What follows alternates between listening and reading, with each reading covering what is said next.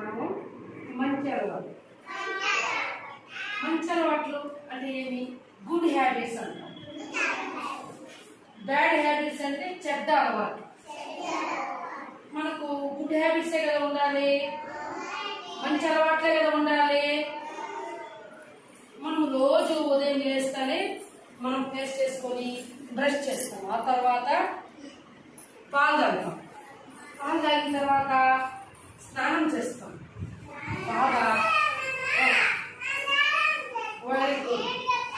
స్నానము సబ్బుతో బాగా స్నానం బుద్ధంతా వెళ్ళాలి, బాగా సబ్బుతో బుద్ధి బాగా స్నానం చేయాలి. తర్వాత ఉతికిన బట్టలు వేసుకోవాలి, తర్వాత చదువుకోవాలి, వేడి వేడి కట్టుకొని తినేసి తర్వాత మనము బ్యాగు పలక కాళ్ళకి చెప్పులు